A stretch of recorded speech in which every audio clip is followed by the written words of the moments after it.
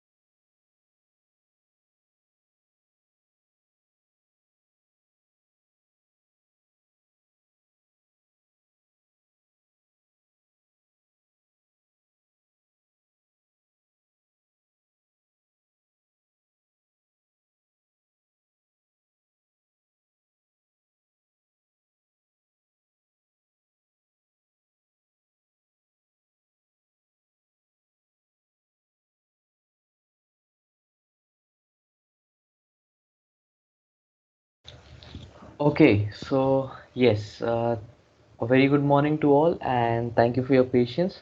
I think we'll start with the session now, and we let the other students join in through the session as and when they join. Just some prerequisites before the session is that kindly keep your mic on mute, and whenever you would like to ask a question, kindly raise your hand, and we'll allow you to ask sir your doubts. And we'll have a proper Q&A session towards the end. And so I hope you enjoy today's session. As you all know that we are coming to the business end of our career, especially for the third and fourth year students, and it is high time that we get into research paper writing, because in the fourth year obviously it is compulsory, and this is a very peculiar skill which all the students, the faster they develop it, the more better for them. And for that very reason, we have a very senior member joining us from the BVP family itself, from the Dean College. We have our guest of honor with us, Dr. Prakash Devle, and will be guiding us like what exactly needs to be done and how do we, uh, you know, uh, get into the field of research paper writing, and why we shouldn't be scared, because many students are like, it is a very tough thing to do, we are not able to do it, we won't be able to do it. So there are certain myth which he will be breaking down for us. So before I welcome him and tell him to take the stage, I would like to just give a very quick introduction, some points about him.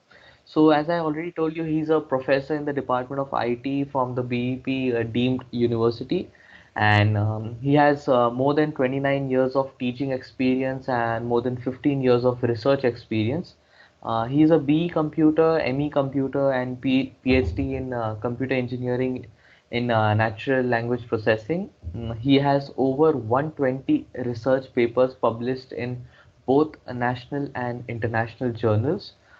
He has 35 PG students, from the MTech who he has guided, and currently he's guiding 6 students for PhD as well. He's also the reviewer for Springer International Journal, and he has a domain expertise in NLP, computer architecture, parallel processing. So, without wasting any further time, I would like to welcome our guest of honor for the day to kindly take the stage and begin with this session, please.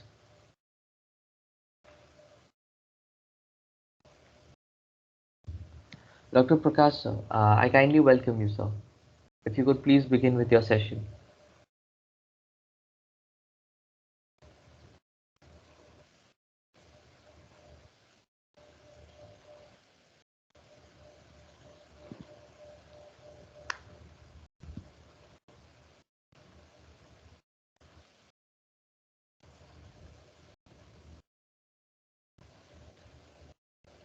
Okay, it seems like our guest is having some sort of connection issue. Okay, so kindly just wait, everyone. I request you all to wait for a couple of minutes. He'll be here with us soon.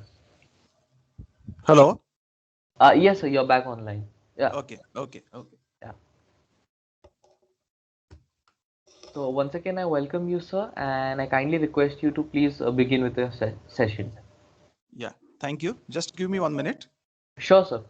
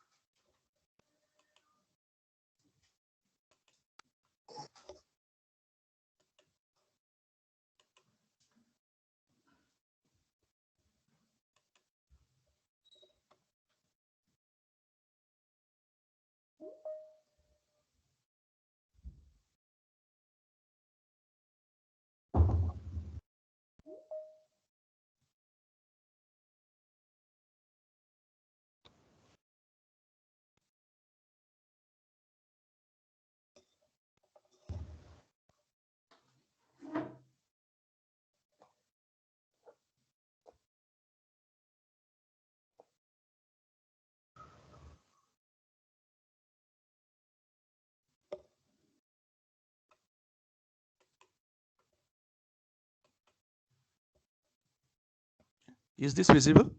Yes, sir, you're good to go, sir. Okay. Okay. So first of all, thank you very much. Thank you very much for inviting me for this particular webinar. calling this is no more a seminar, this is webinar now, because we are having this problem of pandemic, so everything is going on the web, so we're calling this as webinar. Okay, so first of all, let me thank the principal of your college, Dr. R.N. Patil, who is a very good friend of mine. I also thank for Uday Patkar sir, your HOD, and I thank all your supporting staff, uh, Professor Huzeb, Professor Prajakta Pawar, Professor Yogesh Kadam, all these teaching staff members. I really thank them for organizing this particular webinar on the topic of research paper writing. Now, as Joseph told me, told all of you that normally the students, they have some kind of what you can say, there is a doubt in their mind that whether I can write a research paper, whether it is possible for me to write a paper and publish it.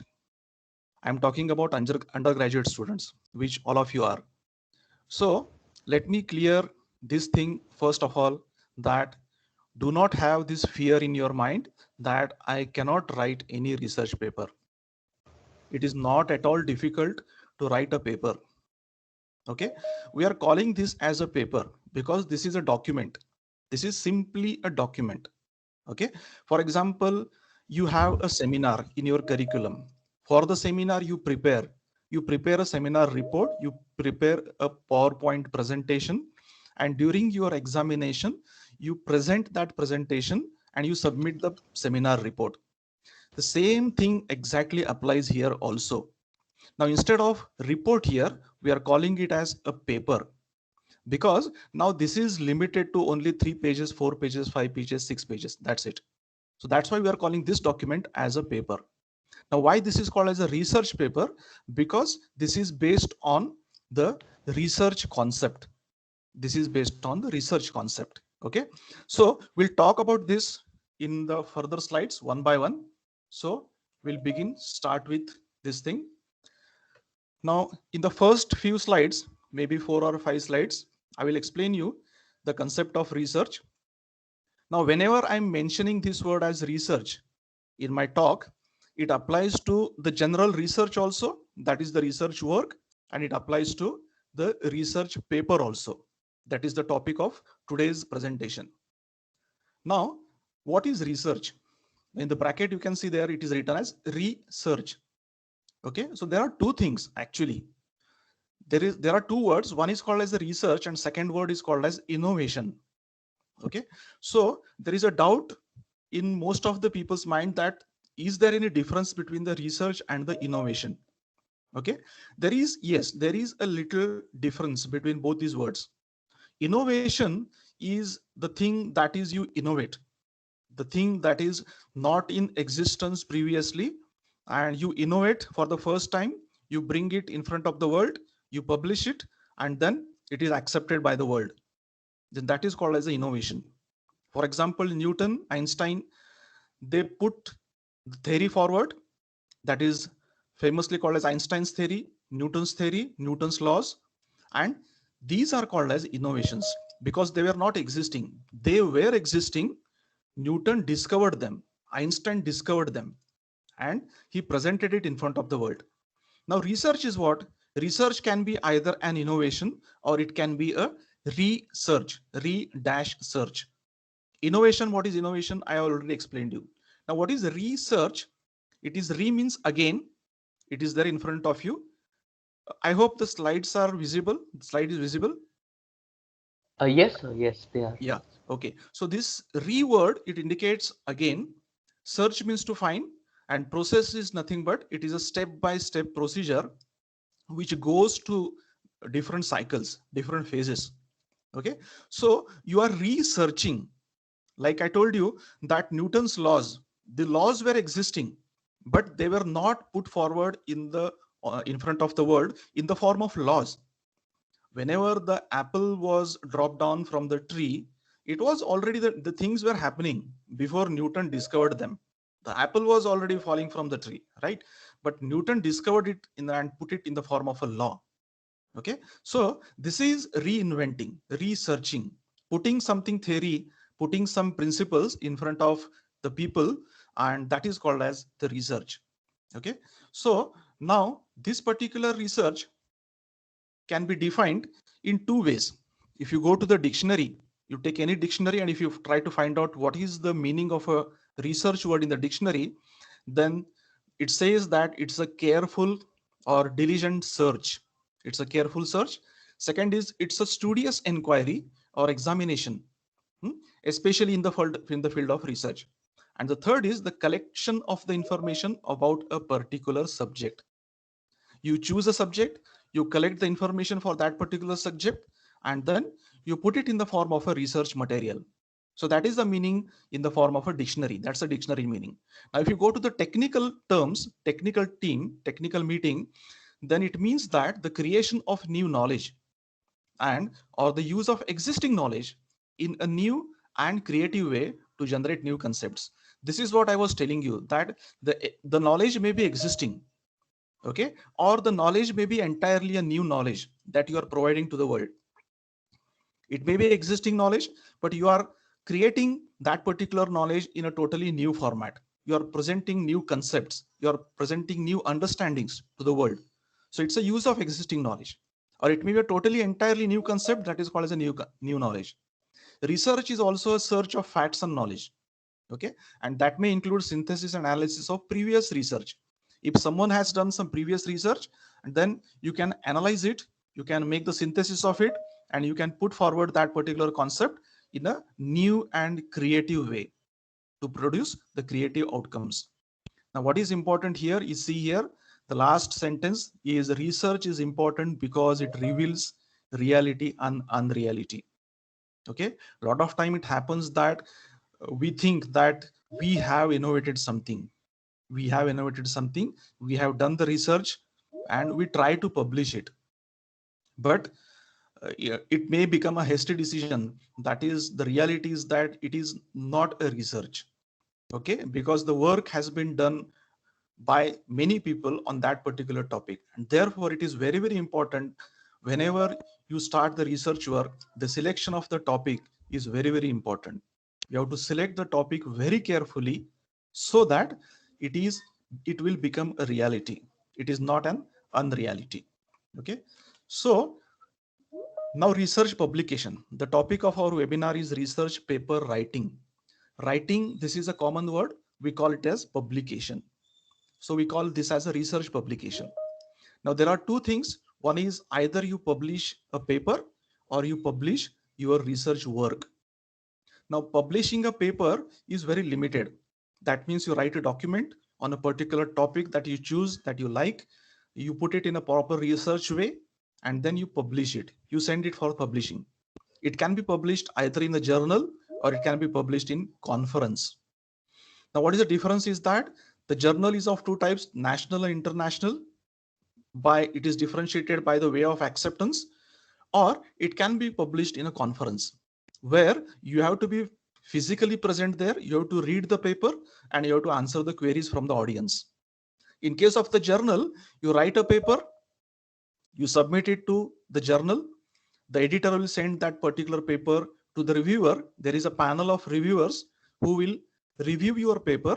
They will try to find out whether the ideas present in this paper are really your own ideas, and if they find so, then they will accept your paper, they will give a positive feedback to the editor, and the editor will publish this paper in his journal. Okay, now when it is a national journal, it is accepted countrywide. If it is an international journal, it is accepted internationally, globally. So this is publishing the paper.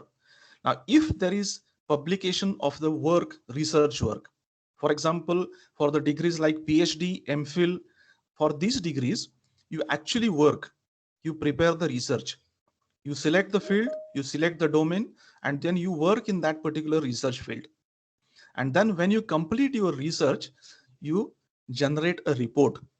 Like for example, you are now the students of undergraduate students, maybe third year and final year students, when they are where they are writing the seminar report, they are having the project work, and after completion of the project work, they are writing the project report.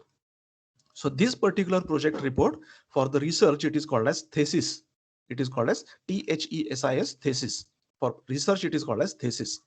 So you publish your thesis, you submit your thesis, and then it is accepted. Okay, there is the viva based on that, and then it is published. Now there is UGC, University Grants Commission, and the University Grants Commission, it uploads your thesis on the web, and there is a website. The UGC has created a special website for that, and its name is called as Shodh Ganga. Shodh means to search, and Ganga is a huge, it's a huge way. It's a, what you can say, it's a path, huge path. So it's called as Shodh Ganga. On Shodh Ganga, the UGC uploads your particular thesis, so that the people all over the globe, they can go through this particular thesis.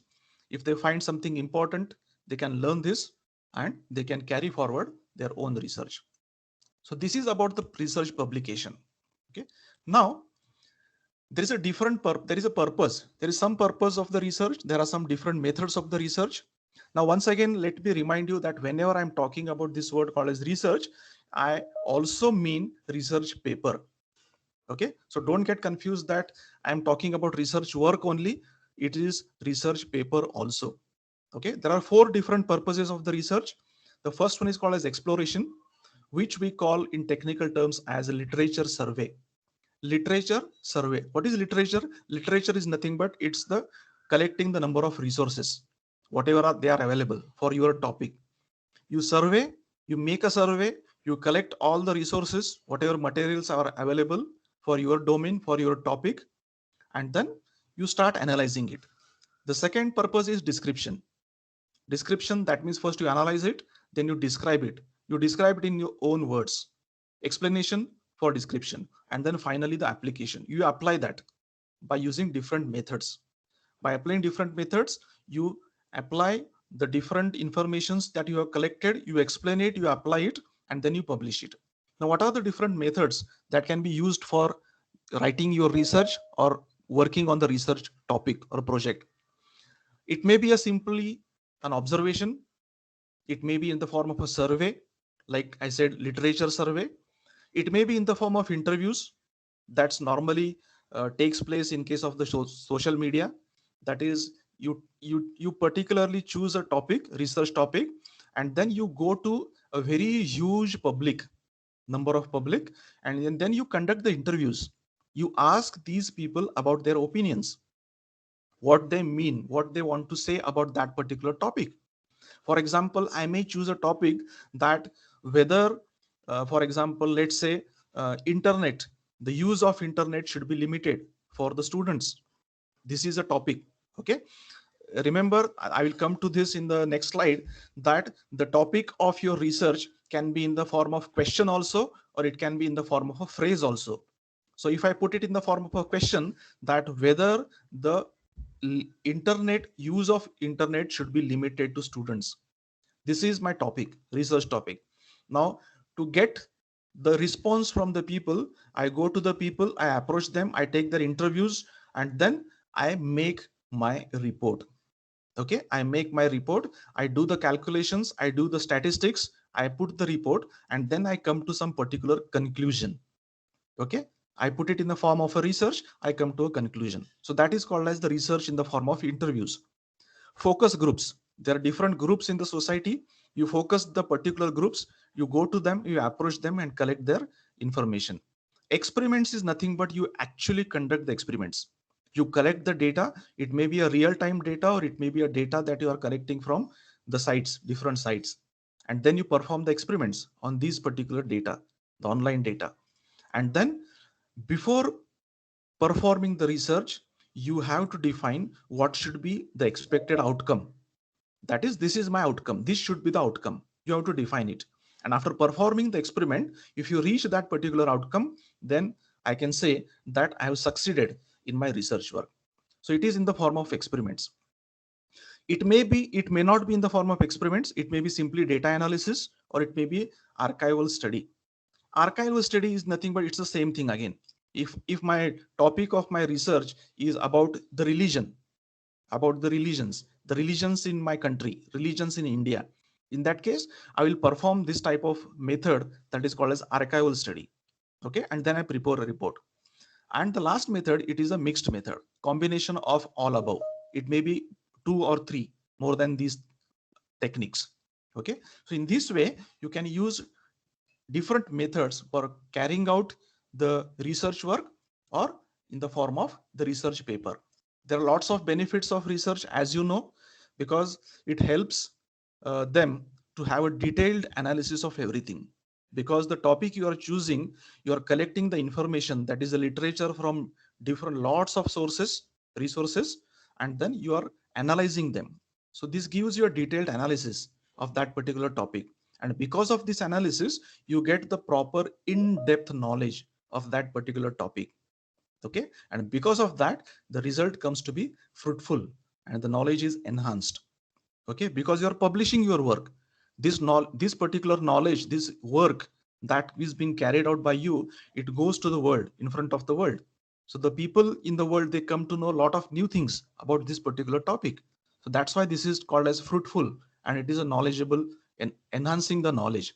It helps you to identify the different opportunities in the selected domain. For example, if I select a domain as cloud computing, if I select the domain as web services, web technology, okay, in that case I perform the research in that case particular topic. Then whenever I performing the research in that particular topic, automatically I come to know what are the different opportunities available in that particular domain. I uncover and identify different potential problems. See, all these things, whatever they are in front of you, automatically they come in front of you whenever you start analyzing your domain. Okay, the problems, what are the problems in this, what are the opportunities in this, what is the future of the technology that you have selected, everything comes, they start coming one by one in front of you. Okay, the different trends, you can establish a trend. Okay, as I said at the beginning only, it can be an innovation. It is not limited to a research, it can be an innovation. And if it is an innovation, if the world accepts this as an innovation, then it can establish a new trend for the industry, for the sector, for the IT sector. Okay, and then finally you can establish your positioning in the industry. Because if the industry accepts you, by because you have established a new trend, if the industry accepts you, then in that case you are establishing your position in the industry. You may become, like what you say in simple words, a famous personality in this particular sector. The different ways of types of research will not go into the complete details. These are the different types of research that you can have: quantitative, qualitative, descriptive. Quantitative is nothing but you are working with the numbers, where you are collecting the data. It can be a real-time data based on the numbers, and finally you make a summary of these numbers. You present this summary in the form of graphs and statistics. That is called as quantitative analysis research. Qualitative analysis is nothing but it is in the form of non-numerical elements. Okay, that means you simply collect the information, put it in the form of a research. Descriptive research, it is the facts are considered here in the descriptive methods. Then you can have what is called as the applied research, analytical research, exploratory research. Then you can have the descriptive research, fundamental research, and conclusive research. See, this is very, very important. Conclusive research, that means it is a research by which you come to some particular conclusion. It is very important. See, if you are selecting a particular topic for research, if you are selecting some particular topic for your paper presentation, then you should have this last topic in your paper or in your research, that is called as conclusion. Conclusion is nothing but you are concluding something, you are coming to some conclusion. Okay, do not select any topic for the research, do not select any topic for your research paper which is not having any conclusion. Okay, such topics, they are called as open ended topics. Open ended topics, they are very harmful. Harmful in the sense what, they are very huge, they are very huge. Okay, if you are selecting an open ended topic, in that case I may analyze that topic in a different way, the person X may analyze that topic in a different way, the person Y may analyze that topic in a different way. Okay, and then these people X, Y, or me, they can challenge your work. Okay, so that is the main difficulty in such topics. These topics are called as open-ended topics, which normally they don't have the conclusion. Why they don't have conclusion? Because it is a continuous process of research. It's a continuous process of research, and therefore, as far as possible, do not try to select any open-ended topic for your paper presentation also, and for your research also. Now the research may be classified as a good research or it may be bad research. Okay, as I said just now, if you select an open-ended topic which doesn't have any conclusion, in that case it may be turned as a bad research, because there is no conclusion. You are not able to conclude what you want to say, so it's like a bad research. Okay, if you are defining your problem statement, what is a problem statement? Problem statement, this is a technical term. Okay, the title of the paper, this is a kind of a problem statement. Okay, so if you are not properly putting the problem statement in a particular way, in a specific way, that is called as a bad research. Okay, you should be very, very specific. You should say with the help of title what you want to achieve, what you want to do. So that is called as a good research. Okay, so here in front of you, simple example I have given. So there is a question that is called as, why are social networking sites harmful? This is a question. Okay, and this can be the topic of a research. This can be a topic of a research paper. Okay, but this title of the research or research paper, this is called as a bad research. This is not a proper topic. This is a bad research. Why it is bad? Because harmful, this word, whatever the word you are using in your title, this is a very vague term. Like I said, if it is an open-ended topic, it's very vague. It's very vague, and it is subjective. Subjective. I hope you understand. Subjective, just now I told you, because a lot of people, they have their own concepts.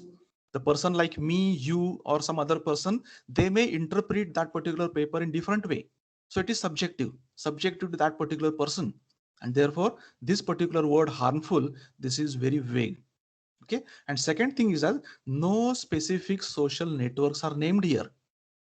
Okay. It's a general term that is used in this title. Why are social networking sites harmful? Here, no particular social networking site is mentioned here. Okay, you can mention the name of a social networking site here and you can conduct the research. Then it will become a specific research. It will become a good research. So if I want to change this title, I can change this title as, for example, how do privacy policies affect the users of Facebook and Twitter? How do privacy policies affect users of Facebook and Twitter? So the same title, I have changed it. So now this becomes a good research. Why this is good? Because it is very clear and it is very specific.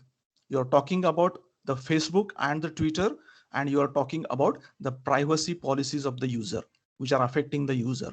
So this particular title is a good sign of a research. Okay, there are 2-3 examples more shown here. So if I want to differentiate between the good research and the bad research, the good research is specific. It focuses on your particular research. It requires research to answer. That means it has a conclusion, like what I described just before this. It can be answered through your research work. It is important to the field or the domain that you are selecting, and it is manageable. See, this is very important. What is the meaning of manageable? Manageable is nothing but whatever you are defining as a scope. SCOPE. This is called as scope. Scope means what? You are defining that I want to achieve this. I want to achieve this. Okay? You are defining the scope of the problem. So when you define the scope of the problem, it is called as manageable. So your paper, whatever topic you are describing in your paper, or it may be a research work, it should be manageable. Okay? It should not be too broad, or it should not be too narrow also. It should be a proper type. And if you see the bad type of research, the bad features, the parameters of the research, then what they are? They have very simple and easy answers. Okay, so that means it is not classified as research at all. If I want to search a particular title And if I get that particular title just by using a search engine like a Google, okay, so in that case, no, that's very bad. That the title is very bad. The topic of the research is very bad. It can be answered if it is answered in a single word or sentence. That is not considered to be a good. Okay, if it doesn't have any answer, like I said, if it doesn't have any conclusion, okay, it is called as the bad topic. Okay, and if it is very vague, if it is not specific, if it is very complicated, too complicated, if it is too broad, in that case it is not considered to be a good research. It is not considered to be the good paper that you are presenting. Now there are methods by which, just now we described some methods in the previous slide, by which you can conduct the research. So these are called as methods, or they are also called as methodologies. There is a difference between the methods and the methodology. Okay, research methods, these are the methods by which you conduct the research into a particular topic, a particular subject. Whereas the methodology, it explains the method by which you may proceed with your research. That is the main difference between the method and the methodology. In case of the method, you conduct the experiments, you conduct the different tests, you conduct the surveys, you may conduct different interviews of the people, and then you put your conclusion. Whereas in case of the methodology, it involves the learning of various techniques that can be used in the conducting of the research. So in general, methodology, this is nothing but it's a process, it's a flow, it's a flow. So like you draw a flow chart. At the beginning of the flow chart, you write start. At the end of the flow chart, you write end. And in between, you have that process, the continuous flow. So methodology is nothing but it's a flow. It's a continuous flow that shows how you are progressing in your research topic. Whereas methods, they are nothing but they are the actual methods, they are the actual experiments, they are actual tests or the surveys or the interviews what you are using to perform the different research work. Now here, this is very important, how you choose your research topic. If I want to write a research paper, then the first thing that comes to my mind is what should be the research topic. Okay, so for that there are three answers. The first one is very important, that is choose a topic from your interest area. Do not select any topic of the domain or the area or the field which you are not interested in, you are not aware of, you do not have sufficient knowledge of. If you select that, then it will become very difficult for you to go ahead with that particular topic. Okay, the different problems which arise in the process of research will be difficult for you to solve them, and therefore you always choose a topic from the interest area of your own. It may be any area, it may be as simple as what you can say, any simple topic like a social networking, simple topic as like that, but it should be of your own interest. After that, you should perform the background study before you choose a topic. Now see here, this point number one, point number two, they are interconnected with each other. Okay, the first point says that choose a topic of your interest, and second point says that perform the background study before you choose the topic. Okay, because before choosing the topic, I should have some kind of background information to me. If I'm choosing a topic on social networking, then I should know at the background of me that what are these sites like, what is the social networking mean, what it means, what are the different social networking sites those are available, how they are accessed by the people, what is their purpose, are they beneficial or they are not beneficial to the world, what are their limitations. If I have this all background study, then I can go for that topic. Okay, and suppose if, for example, if I am not able to find out the answers of all these questions, then I should reject that topic. I should not go for that topic. I should not proceed the research work in that particular topic. If I'm confident about the topic, if I got sufficient material with me, if I got sufficient literature with me, I should progress forward. Otherwise, do not progress. select some different topic. And the third thing is limiting genus. Limiting genus, GENUS. Okay, so what it means that make your research topic very specific. Like just now I told you, I gave the example of the social networking. Are the social networking sites harmful? This is not a proper topic. Okay, but if you specifically select like Facebook and Twitter or some other particular social networking sites and mention your title, then that becomes very, very specific. So make your research topic very specific. Second is you define the scope. Okay, scope, that means your research, whatever you are presenting either in your paper or in your thesis, it should be manageable. It should have scope. Okay, it should not be unlimited. It should not be too broad. It should not be too narrow. So define a proper scope. Okay, avoid open-ended topics. Okay, that means limiting the genus means what? You avoid such topics which are open-ended because they are subjective. Anyone can have the meaning. He can take out the meaning from your topic in different ways. If there are 10 people, there will be 10 different meanings of your topic. Okay, so such topics are open-ended. Do not select such topics for your papers, for your research. And finally, you try to reach the conclusion. Not try to, but you reach the conclusion. The conclusion should be there in your research work. It should be there in your research paper. So using these things, you have to select your research topic, research paper topic. Okay, now here, now you can see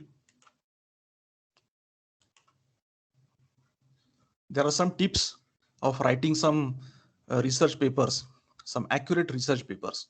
Okay, some few tips are there, lots of tips are there, but out of that I have selected these few tips which will be very beneficial for you in future for writing the papers.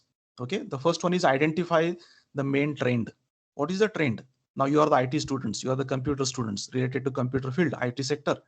Now what is the main trend that is going in the IT sector? You have to identify that first. Okay, if you identify a particular trend and it's not a current trend, this trend has been identified since past a few years, then that will not be called as a research. It's a main trend that must be going in the IT sector and that will remain alive. Remember, it is going to remain alive for the next few years. That is called as a main trend. So identify such main trends, issues, the different opportunities and the problems you observe, and then write a sentence describing each one. Okay, whatever trends you are observing, what is issues or opportunities you are observing, you try to write one sentence of every issue, every trend. That is the first step. Okay, the second step is that keep the track of how often each of the main findings appear. How often means what? How oftenly they are being addressed. If they are being addressed very oftenly, in that case you call them as the main trends. If they are not accessed, if they are not addressed oftenly, then they are not called as main trends. Okay, make a list of your findings. Okay, make a list of your findings. Whatever findings you are getting from the different resources, you make a list of that, all the list of that, and then you evaluate that list. You classify this list into strengths, weaknesses, opportunities, and threats. This is called as SWOT. It's called as SWOT. This is called as SWOT analysis. S stands for strength, W is weakness, O is opportunity, and T is threat. So perform the SWOT analysis of the list. These are my weaknesses. That is the things I have collected. These are the strengths. This can become a threat. This can become an opportunity. The future scope. Okay, so you classify like this. You perform the SWOT analysis, and then you prepare the conclusion. After performing the SWOT analysis, then you can come to a conclusion. Conclusion in this is what? You are trying to finalize your proper research topic. That is the meaning of conclusion. Okay, and once you fix your topic, once you make your topic final, then you start acting on that topic. The different strategies, the different methodologies, those can be used for the topic that you have selected. You start acting on them. Okay, and now there are some things that I will show you in the next slides. That's there is a word called as that's a gap, gap. Okay, what is a gap? Gap is nothing but what? It's a kind of a lack of knowledge. Okay, there is a research gap, there is a academic gap, there is a gap between the academic and the industry. That means there is a distance. Okay, there is some research in the past, there is some research currently, there is some research in the future. So this is called as the gap between the two uh, times, the two time units. So that is, so you identified that gap. What is the gap? Okay, for example, cloud computing, the different techniques used for the cloud computing in the history, in previous years, were ABC.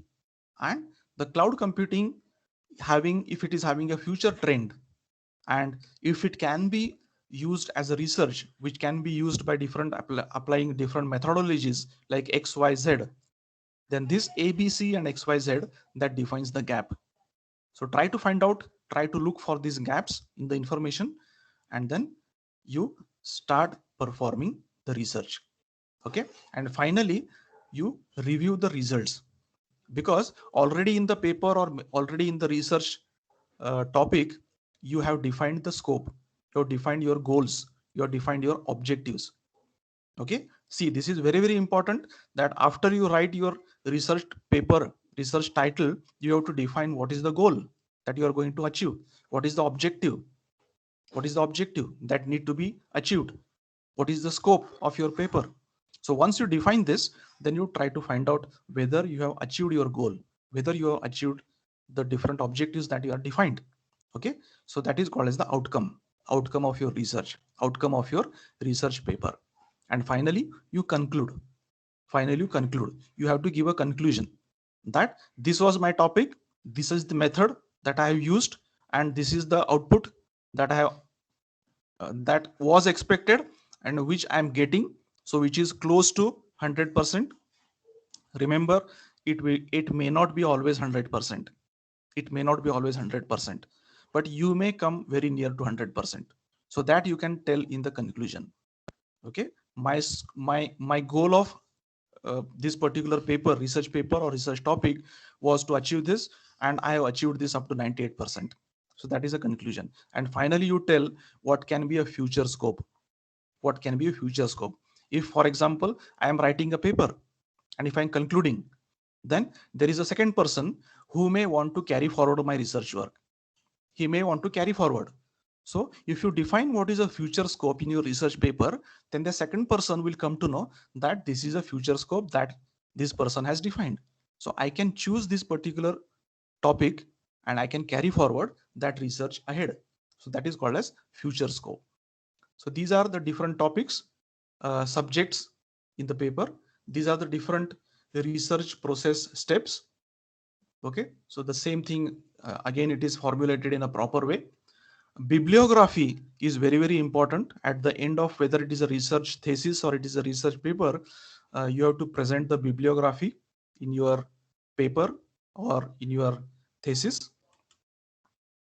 The research title, like I said, selection of the research title is very very important. A good title, it contains the fewest possible words that adequately describe the contents. Okay, if you are reading newspapers, if you're reading now, the era of newspapers is almost gone. Okay, you are reading the papers on the web itself, on the internet itself. Okay, now in that case you must have come across the people who have submitted their thesis, and there the title is given there. So a lot of times I find it that the title is so big, it is so big that it becomes very difficult to interpret that topic.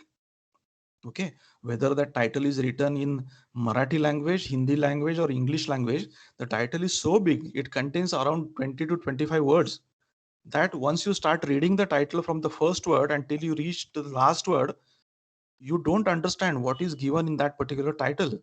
You are not able to interpret what is that title. So such titles should be avoided.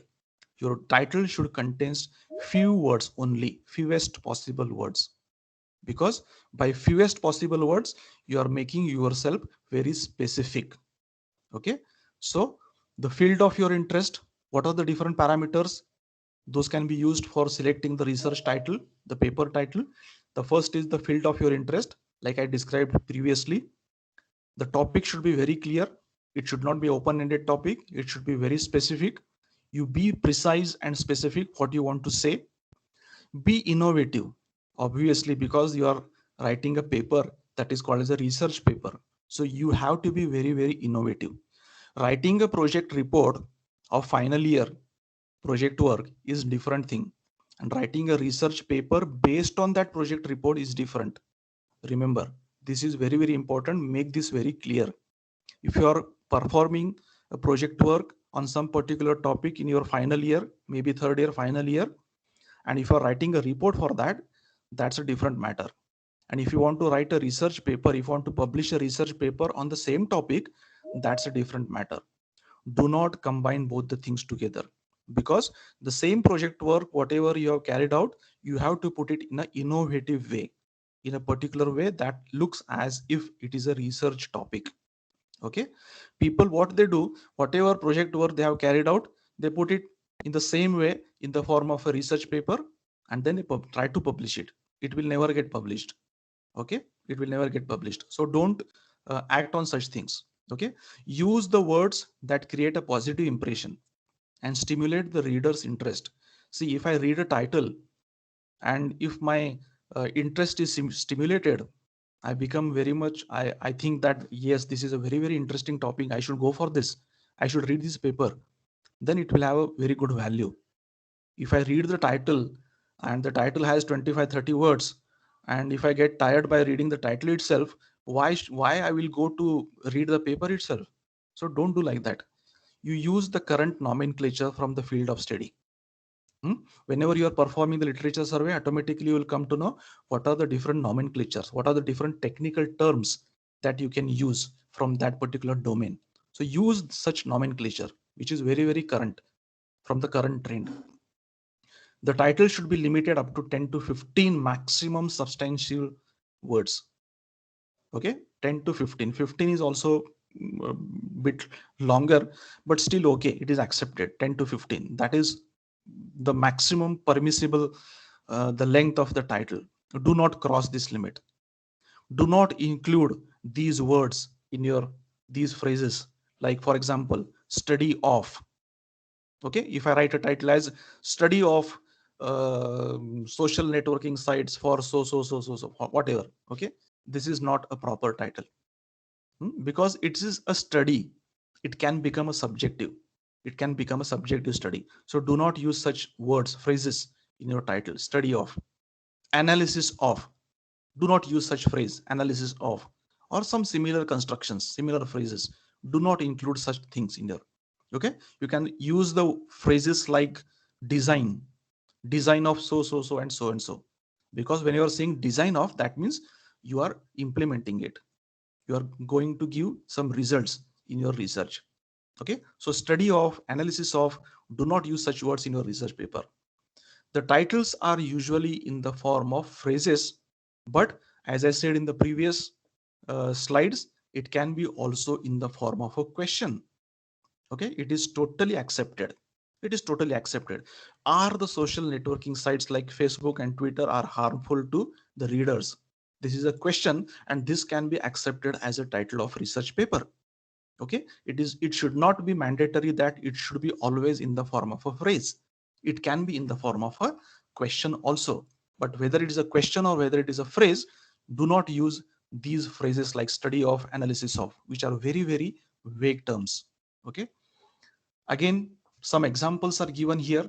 So the examples of some good research titles. Okay, so some 3-4 titles, I will read it for you. The significance of ethics to business and how to control the bad behavior. This is a very good title. Okay, so this title is related with the business studies and how ethics is very, very important, significant for the business, and how it is important to control the bad behavior in the business. So this is the title. Should the universities have special accommodation facilities for the disabled? this is a question. This can become a title of a research paper. Okay, so in this case, you have to conduct the surveys. You have to take the interviews of lot of groups, different groups, and then you have to carry out your research work. So this can become a very good title of the research. Cyber security, colon, can we really be safe? This can be a very good title, because here you are very, very specific. These terms are not vague terms. Cyber security, what is the meaning of cyber security? This is very clear. And can we really be safe? By using this question, you are telling what you want, what you mean to say. So that is a good topic. How close did we get to artificial intelligence? This is a question, but this can become a very good topic of a research paper. Artificial intelligence, it has emerged as a very, very important topic in the IT industry for the last few years. Okay, and it is going to be there in the future also. Okay, so the artificial intelligence, when it started, when it appeared in the world, that artificial intelligence, the AI existing today and the AI will be there tomorrow, what is the difference between this? So this is the meaning of this particular title. So I'm very specific to this work, how close I am, we are, to get the artificial intelligence. So this is a very good title for the research work. Junk food free zone, a closer look to high-end school criteria, cafeteria in Antipolo cities. This is a very good title. So in general, the research title, as I said, they should have the few characteristics what I described previously in the slides. So select such topics and start writing the papers. Now see here, there are some websites. This is just for your information, I'm telling you. This is just for what you can say, for assisting you. This is the proper word, for assisting you. Okay, but do not totally rely on these sites. There are sites like EduBirdie is there, PaperSol is there, and there is a site called as a researchguide.com. Okay, these are the sites which are there for you for generating the titles. They are title generators. Okay, so the screenshots I have shown there in front of you. If you open a application like EduBirdie, in that case, you can see the screenshot that is in the blue color there, sky blue color. So there you can see in the first box what I have written. I have written ethics, comma business, comma behavior. What this means? These are the keywords. These are the keywords. If I want to present my paper, if I'm clear that I'm going to present the paper in the on the topic like how ethics has to be followed out to be followed in the business, then I try to first separate the keywords. Okay, so the keywords in my title should be ethics, number 1, number 2 business, number 3 behavior. So I put the keywords here by separating the commas. I select the field of topic. There's the drop down list. So I select the topic as business studies, and then if I press that button called as search, then automatically it will give you the title. Okay, so the title that it has given to me after this particular search, that it is like this is like this, an overview of business ethics. This is one title. Okay, if you press the search button once again, it will change the title. It will give another title. Okay, this title is based on these three words again: ethics, behavior, and business. If you press the button search third time, you will get another title. So this will help you. Remember, this should not be taken as it is as the title of your paper. This is going to help you in some of the ways. Okay, the second screen that I have shown, that as I said, if you press the search button second time, it is giving me a different title. Okay, if I put the keywords like cyber security and safe, and if I press the search button, it has given me two different titles. First is an introduction to weak USA cyber policy versus China's security threat to the USA. This is a very, very good title for the research paper. Okay, which is focusing on the keywords cyber security and safe. The second title is cyber security and the issues surrounding the safety of the information. This is a very good title. So these are the different sites which can be used for they are going to assist you in formulating the title of your research paper or the research. Okay, they are just the assisting tools, remember. Okay, you should not totally rely on these tools. This is just for your information. The different sections which are used in the research paper. Okay, the first section should be introduction. Okay, in the introduction you should have the background knowledge, the literature survey. See, all these terms already have defined you in my previous slides, so I'm not going to explain once again. It should have the literature survey, it should have the gap.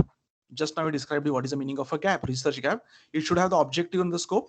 Then you should define the methods. Second thing is you should define the methods, the techniques that you are going to use, what are the procedures that you are going to use, and after that you have to perform the analysis of that. And then the third one is results and discussion. In the results and discussion you are going to show the design also. What algorithm you are going to use and how it works. If the algorithm, see the algorithm, there are lots of algorithms who are performing the same task, maybe existing already. But if you are writing your own algorithm, then you have to explain it properly, and whatever results they are generated by that algorithm, you have to discuss them. And finally, the conclusion. In the conclusion, you have to tell, as I said at the beginning only, whatever objective you had defined, whatever goals you had defined at the beginning, whether you have reached that particular objective as per the outcome, as per the result, that you have to explain in the form of a conclusion. What is the significance of your research?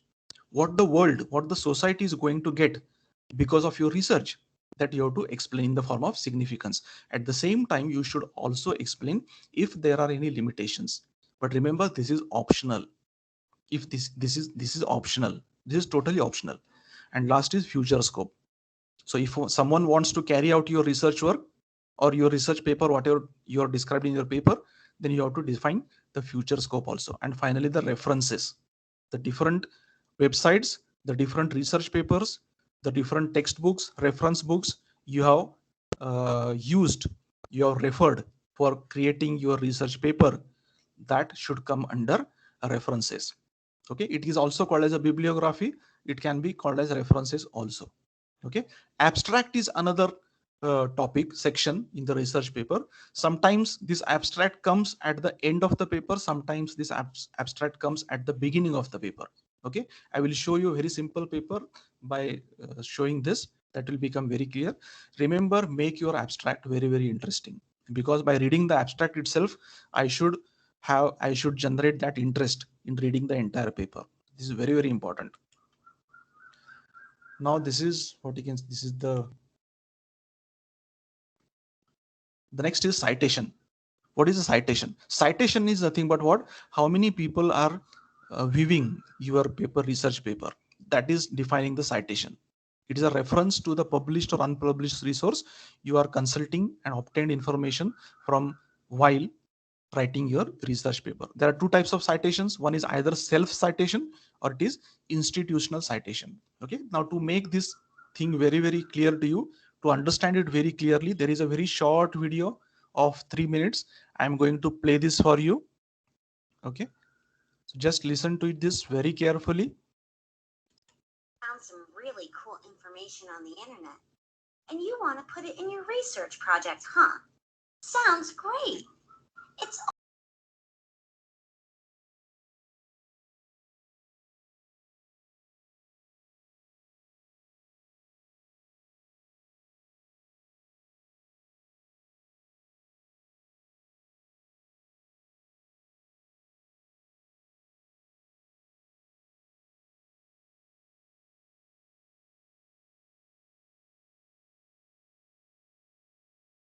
Sir, the video got paused. If you could please resume that.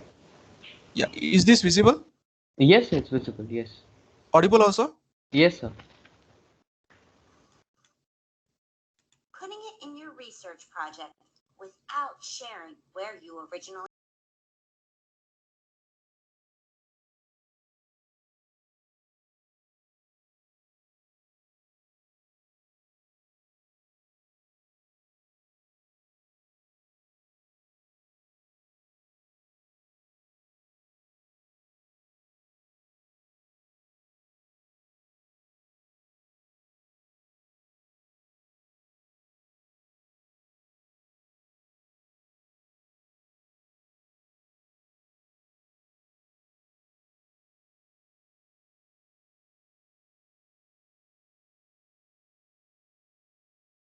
Sir आवाज नहीं आता.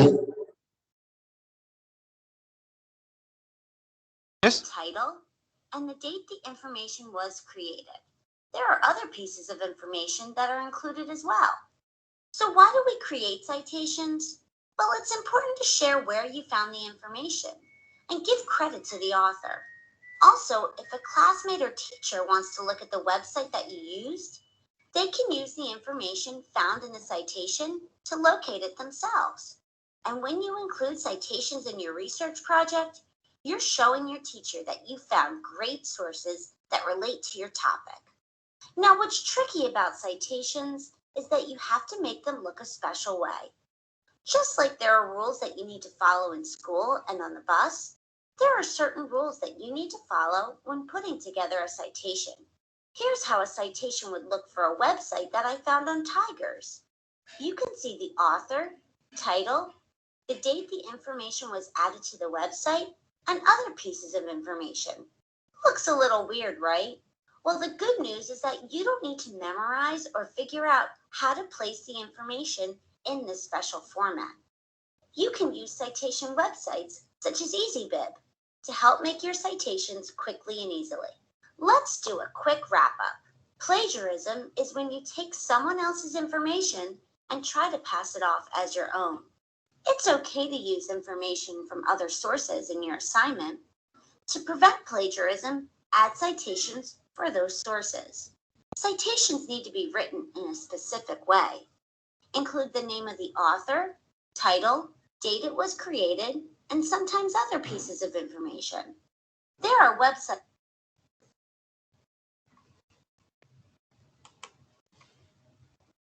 Was that audible? Yes, sir, completely. Okay. And I Yes. hope the previous slides also, which I was describing, were properly audible.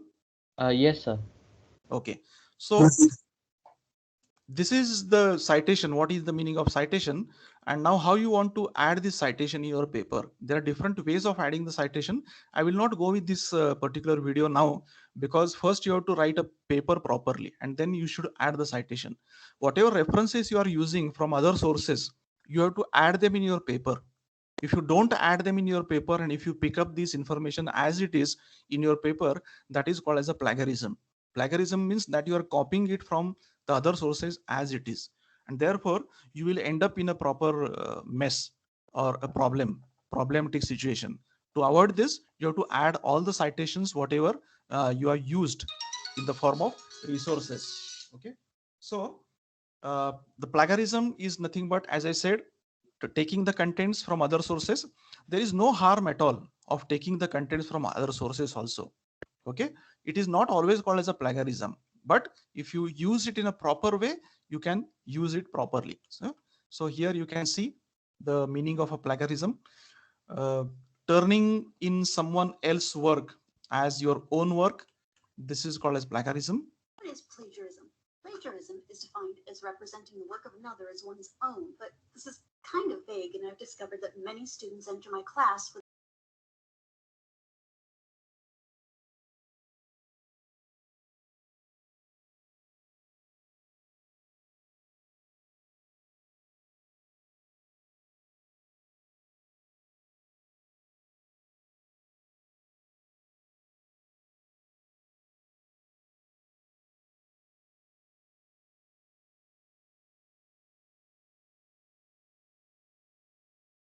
from the rest of the text by indenting them from the other text. Think about it this way. What if you didn't have a car, but you needed one, so you just stole someone else's car and said that it was yours? That would be theft, plain and simple.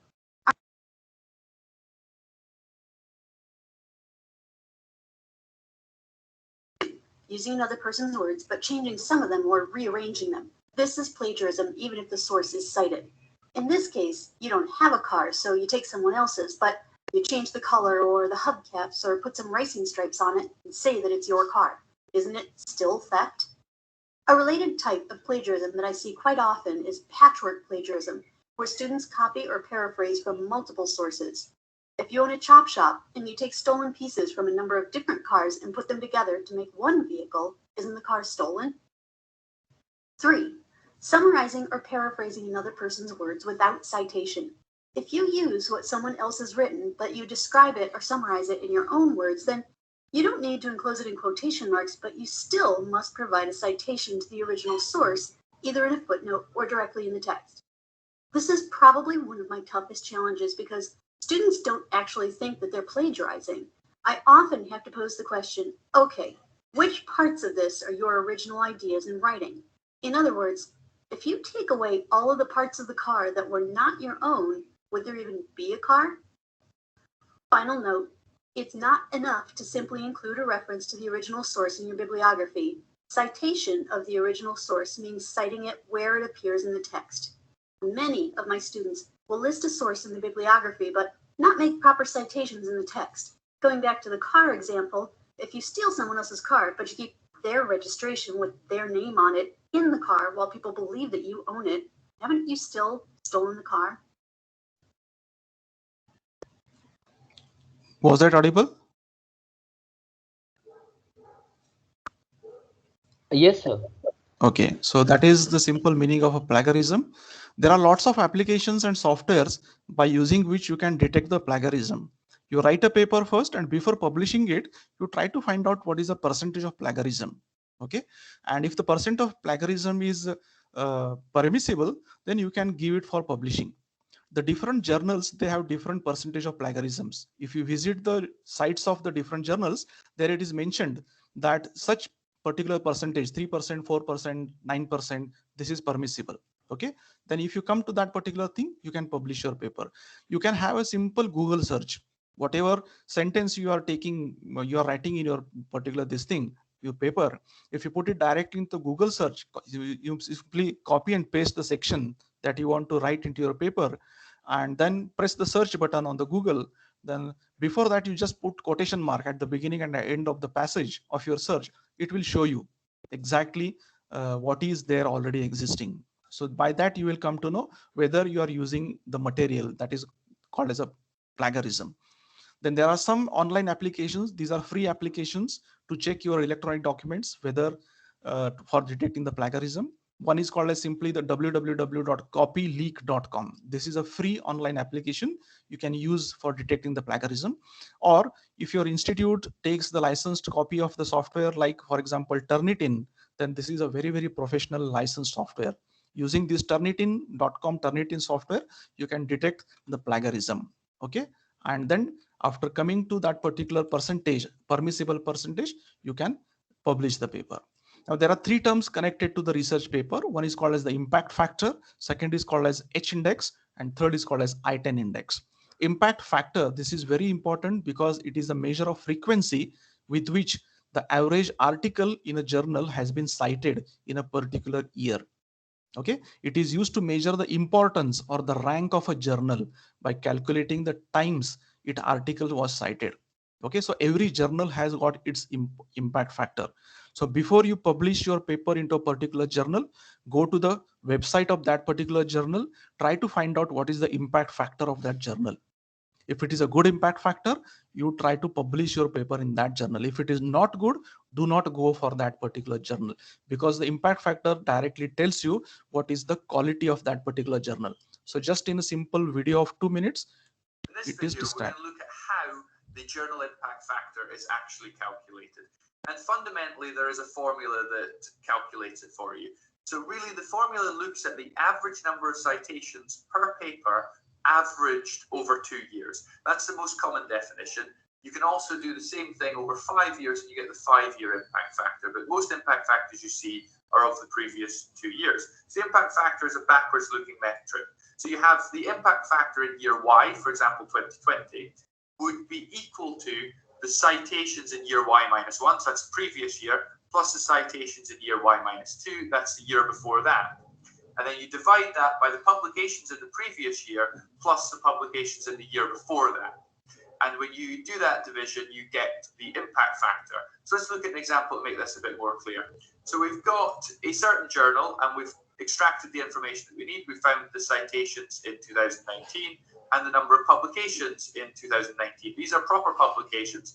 They don't include things like your editorials, retractions, discussions, corrections, and your notes. These are your actual published papers. Then 2018, you have your citations and you have your full publications. So you start with the formula that we've discussed, and we're going to look at 2020. So y equals 2020. So you've got the impact factor in 2020 is your citations in 2019, that's 2020 minus 1, plus your citations in 2018, that's 2020 minus 2. And that's how the formula works. So we just go to our table and we can find all the values. So citations in 2019 is going to be this value. Citations in 2018 is going to be this number. Publications is going to be this number. And then our publications is also going to be this number. If we substitute in those values, we get that. Then we just simply input that into a calculator or a spreadsheet, and we get that you have an impact factor of 2.98. So that means that on average, we round it a little bit, each paper is going to get 3 citations. That might not mean that every paper gets 3 citations. One paper might have got 100 and another paper got 0, but average across the whole paper, you can get 3 citations. And obviously, the more cited papers are, there is a correlation with the impact. So some high impact journals like Nature might get loads of citations, whereas a journal is getting virtually no citations. Your work is barely being noticed. So it'll help inform which journal you would like to publish in. So that is that was very much clear that the impact factor of a journal, it tells you that the papers which are published in that particular journal, how many people they have cited your papers on an average. So that is the impact factor. So in this example, the impact factor was 2.98, approximately it was 3. It means that every paper in that particular journal was cited at least by 3 people. Okay, so again, it is not mandatory that every paper was cited by 3 people. Some paper was cited by 50 people, some paper was cited by one person or 0 persons, but on an average, every paper in that journal was cited by 3 people. That's why the impact factor of that journal was 2.98. So in that way, if you go to the site of every particular journal, and if you try to find out what is the impact factor, you can decide what is the quality of the journal, and you can decide whether to publish your paper in that particular journal. There is another term that is called as H-index. H-index, it is the number that is intended to present both the productivity and the impact of a particular scholar, that is the researcher. Okay, and it is counted like this. For instance, directly go to the example, an H-index of 17. Okay, now this is H-index equal to 17. What is 17? It means that the scientist or the people like you who are presenting the paper has published at least 17 papers that have each been cited at least 17 times. Okay, so H-index equal to 17. It means that at least 17 papers of the scientist have been cited at least by 17 times. So that gives you the H-index of 17.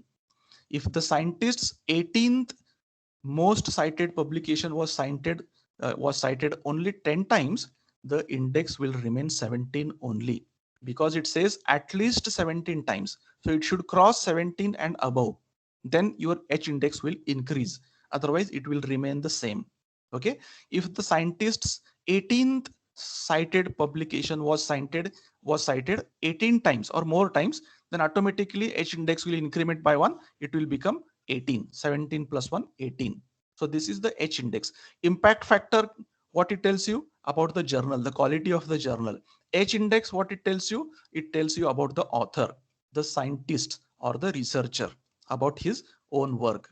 And finally, there is last term that is called as I-10 index. I-10 index is nothing but it is the number of publications with at least 10 citations. Okay, if I have published, let's say 50 papers, and out of 50 papers, if my three papers have got the citation 10 and above, in that case my I-10 index is 3. It becomes 3. Okay, so that again tells you the quality of the author. If the quality of the author is very, very good, it means that most of his papers, they have been cited by 10 or more than 10 people. So that describes the I-10 index. So H index and I-10 index, they describe the researcher, the author or the scientist, whereas the impact factor, that describes the journal, the quality of the journal. So these are very, very important as far as the research paper writing is concerned. Then indexation of the research journal. You go to the website of the journal, you try to find out, there is one simple tab is there that is called as indexing. You just click that particular tab and then you will find out this information. Indexation means what? Whatever journals, whatever papers are published in that particular journal, in which database these are included, in which database they are included. If the database is very, very standard, like Scopus, Springer, Web of Science, Thomson Router, Index Copernicus, Google Scholar, Cite Factor, like this, then it becomes a very, very important journal. It's a very, what you can say, prime journal. It's a very prime reviewed journal. So that is called as the indexation of the research journal. So again, you go to the site, you click on index, and you will find all these sites. Okay, if you see, most of the journals, they have lots of indexation databases, but out of these, which are important, that you have to find out. The important indexes I have shown here on the screen: Scopus, Google Scholar, Springer, Web of Science, and so on. So if the ACM is also there, so if this is there in the indexation of the journal, then it is considered to be a very, very good quality journal. Okay, now here I have shown you one simple screen about Google Scholar citation. Okay, this is my own example I have taken here. Okay, so here you can see my papers.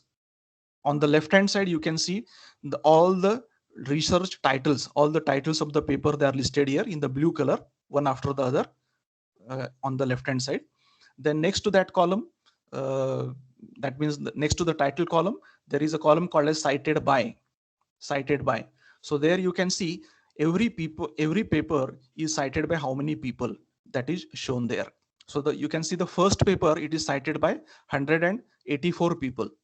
The second paper is cited by 29 people. The third paper is cited by 17 people. Fourth paper is cited by 17 people. Then 13 people, 13 people, 10 people, like this. Okay. At the same time, the year of publication is also given there. In which year you have published the paper, that year is also given there. And then finally, it gives you the statistics. So in my statistics, I can see there my citations, my total citations are 383. That means the total papers, whatever I have published, they have got 383 citations.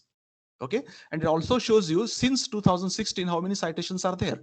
Since 2016, 215 citations I have. It shows also the H index and the I10 index of mine. My H index is 8, I10 index is 7. What is the meaning of I10 index is 7? It means that my 7 papers, at least my 7 papers, they have been cited by, they have got 10 citations, minimum 10 citation, 10 or more. So that is the meaning of I10 index. So this is shown in the form of a graph here.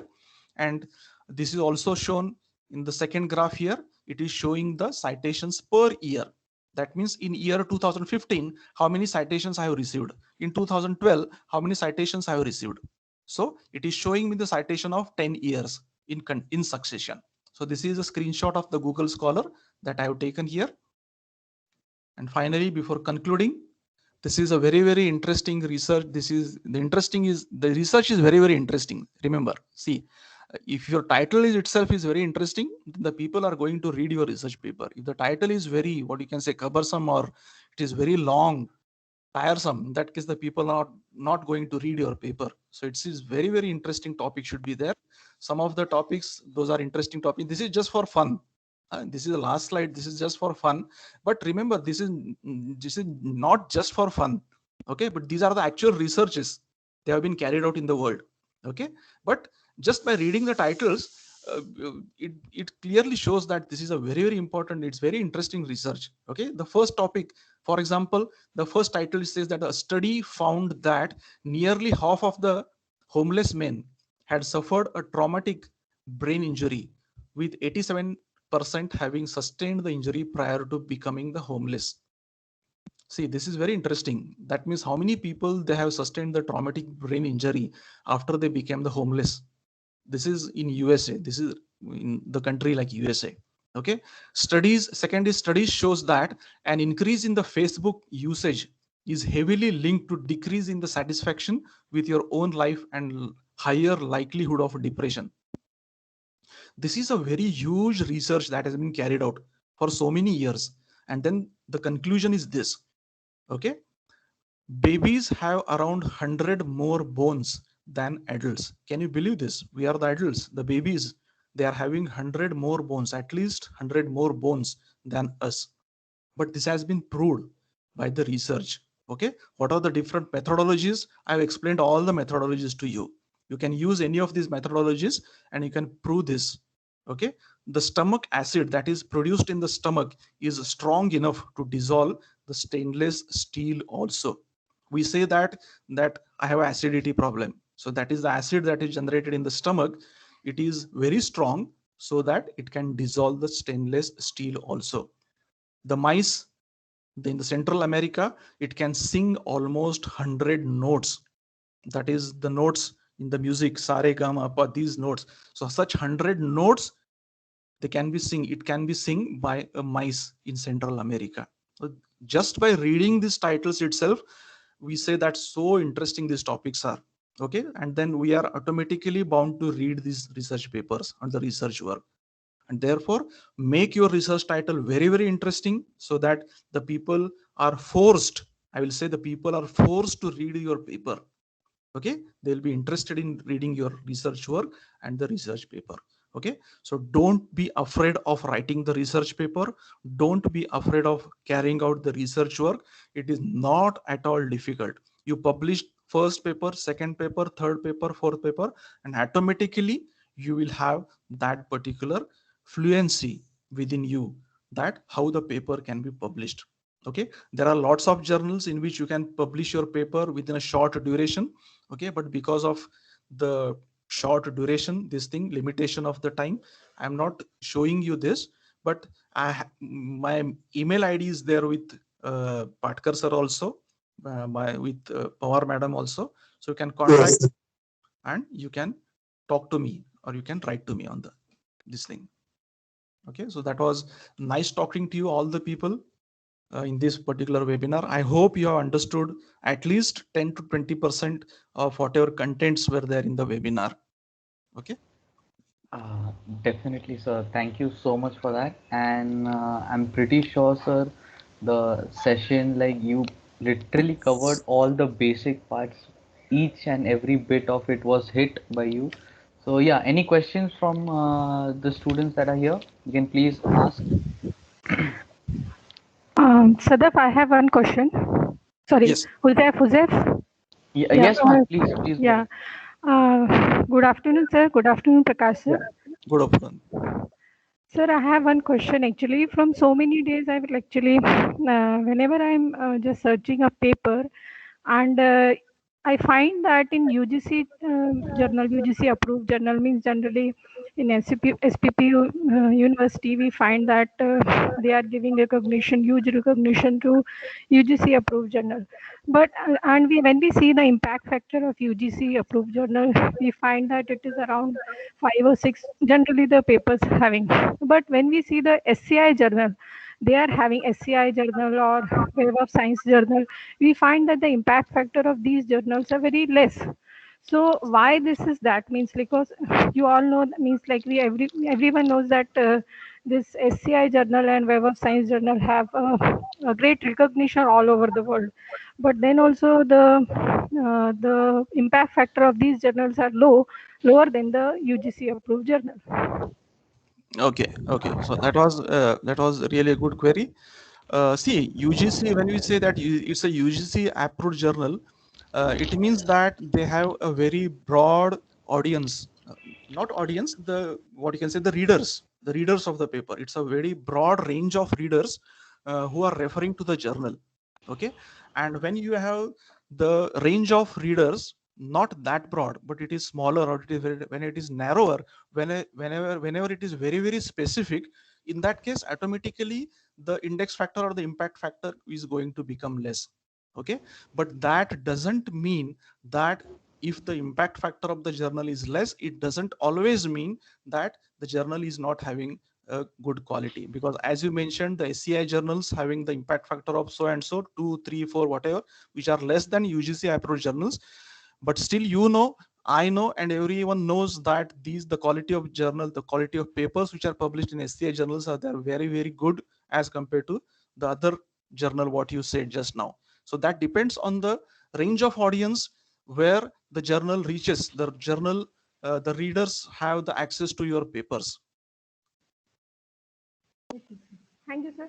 Sir, one more question, if Joseph allow me to Yeah, ask. sure, you. sure. Yeah. Yes, ma'am. Please go. Feel free. Please. Yeah, like sir, sometimes what happened, like when we are taking the pictures from the this papers, means generally we take pictures and we are just citing the pictures, but then also they require that your means like picture should be a authentic one and it should not be copied one.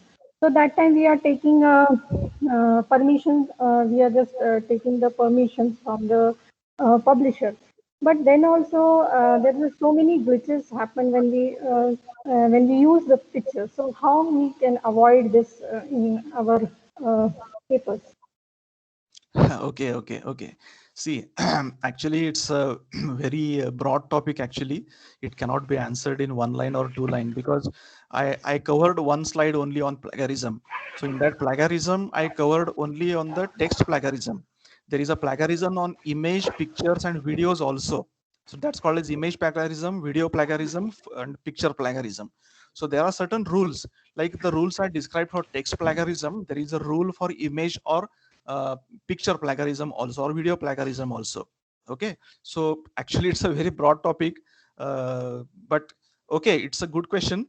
But I can answer your question by giving typical examples. I have lots of examples. I can give you typical papers where the plagiarism has detected that this image has been copied from the original resource. It's not the own author's particular image. I can show you, but yes, there is a plagiarism issue is there. There are certain techniques also there to avoid this. There are certain techniques you can use. The photo editors, you can use image editors like Microsoft Paint is also there, and you can use them to overcome all this. Okay, I can answer you. My email ID is there, you can contact and I will answer you all this, because it's a very broad topic actually, image plagiarism. Okay. Thank you, sir. Thank you very much. Thank you for this wonderful session. Actually, it was like you covered all the things in a very meticulous way, and I was like very much impressed the way in which you have delivered the session. Thank you, sir. Thank you very much. Yeah, thank you, ma'am. Thank you. Yeah. Thank you. Thank you so much, ma'am, for your question, and thank you, sir, for answering. Yeah. Any students? Do you have any questions? I'm expecting questions from students. Students, they can ask questions because they have good questions in their mind always. Yes, sir. Sir, one particular question I have, sir, if you could just basically, define between a research paper and a somewhat like a review paper, sir, what is the basic difference between the two, and is there any difference in their weightage in terms of citation? Yes, there are different categories of papers. Like as you mentioned, one is a review paper. The second is the actual paper that we call it as the implementation paper. Okay, so review paper is nothing but it's like what you collect the resources, you make the literature survey, and then you put your analysis in a proper word, like a research in a research way. That's a review of the topic that you analyze. Like I said, you send your paper to the editor sends the paper to the reviewer analyzes your paper and gives the red signal or the green signal. In the similar way, the reviewer paper is nothing but it is on the research topic, the analysis of the research topic. So if I take the research topic as a social media, in that case I can make the review analysis of the social media, and I can present that paper. But when I say implementation paper, then I have to define the objectives also, I have to give the outcomes also, I have to give the results also, and then according to that I have to tell in the conclusion that what is the percentage that I have achieved in my outcome, in my conclusion. Okay, but one thing, as you asked me, is that is there any difference in the what you can say, what you said, impact factor, Weightage, right? yes. Huh. Yes, sir, So like the weightage between the two papers. weightage, yeah, weightage. So as far as my knowledge goes, there is no such weightage for the review paper or for the implementation paper. Both are two different categories. Okay, sir. Okay. Because if you're not performing any research work, in that case, whatever you are going to present will be a review paper. Sure. Sir, Okay. yeah, it's very difficult to actually some means like accept the acceptance of the review paper is far more difficult than the generally study paper I saw in my whenever I'm submitting. Correct. Because just as I explained you, there is a topic that is a specific topic. There is a topic that's called as open-ended topic. So when you're talking about a review paper, that means there are so many angles for that particular topic, and therefore there are 10 people who can think on that topic in 10 different ways, 10 different angles, and therefore the review process is very strict for the review papers. Yes, sure, sir. Thank you for that. Yeah, I feel the students they don't have any further doubts, and if they have, we'll ask Patkar sir or Pawar ma'am to kindly share your email, and if they have any doubt, they can send you a mail. So, The conclusion is that either they have understood everything or they don't have understood anything. I definitely believe the first part, sir, because your session was definitely very well explained to the point on each and every part. So I really thank you for that. And yes, sir. Respected Dr. Prakash Devale sir, who is my guru, my father, and my best friend, who was a project guide for my MTech. At that time, I was studying MTech from Bharati Vidyapit University, and he is also one spiritual speaker. And I hope that in next few days he will conduct one he will conduct one spiritual lecture on Srimad Bhagavad Gita. So, respected Dr. Devale sir, I welcome on the behalf of all the Bharati Vidyapit College of Engineering Lavale Pune, as well as Department of Computer Engineering, on the behalf of all the students as well as faculty members. And sir ने जो बताया उसके लिए मैं sir मेरे पास एक ही word है उनके लिए मैं एक शेर अर्ज करता हूँ.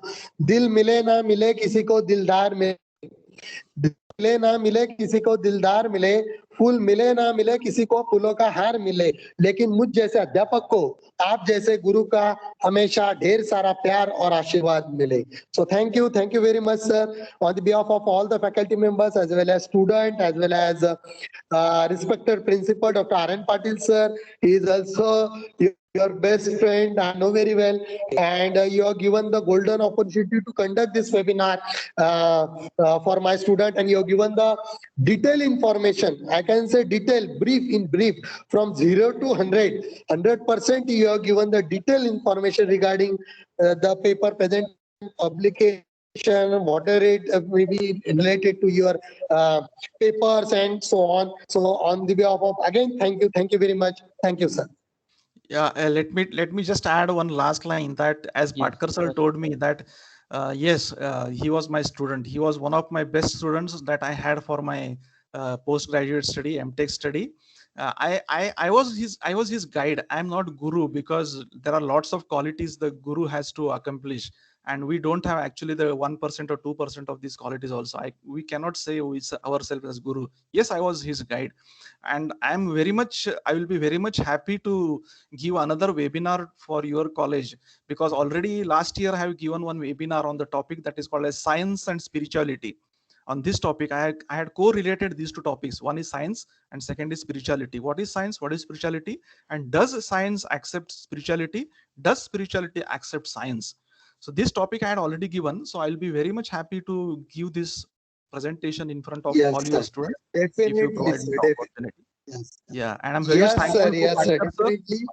Yeah, Patkar sir, R.N. Patil sir, Dr. R.N. Patil sir, who is also a very good friend of mine. They have provided me this opportunity. I thank all the teachers also, Power Madam, and other teachers also for giving this opportunity. Thank you all the students. Thank you very much. Thank you. Yeah, thank you so much, sir, for coming in today, and we definitely look forward to host you again. And once again, we can't thank you enough to sir, you took such a big time of your through the day and helped a student right from the scratch. As Patkar sir said, from 0 till 100, you explained literally everything. So we really thank you for that.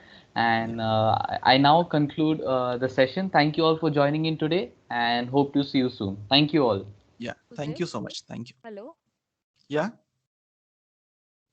Hello. And yes, ma'am. Actually, I would also like to thank everyone. Yes, Being a webinar coordinator on behalf of Department of Computer Engineering, I would like to express my gratitude to our chief guest and resource person, Dr. Prakash Devle sir, to take out the time from his busy schedule and grace this event. Thank you very much, sir, for such an informative session where actually you have put insights on several concepts, right from what is research and what is research publication to till tips for having accurate research writing. We are really enlightened, sir, with your knowledge and presence. Thank you, sir, for sharing your findings with us.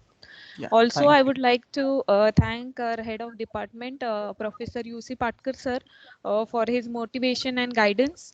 And also, I would like to thank our principal, sir, Dr. R.M. Patil sir, for his immense support to arrange the webinars. Also, I would like to thank all the faculty members and staff for their valuable time in motivating students to attend this event. And also, thank you, our student and all the participants for the patient listening. And last but not the least, I would also like to thank Huzef. He is actually our final year students from our department. Thank you, Joseph, for your efforts towards coordinating this event. Thank you, everyone. Once again, thank you Yeah. all. Thank you. Thank you, ma'am. Thank you, sir. thank you. Thank you Thank you so so much, much. sir. Thank you. Thank you. Now, I would like to conclude that today's session is over. Thank you, everyone. Yeah. Can I sign out? Yes, sir. Yes, sir. Thank you, Sure, sir. sir. Thank you so much. Yeah. Thank you. Thank you.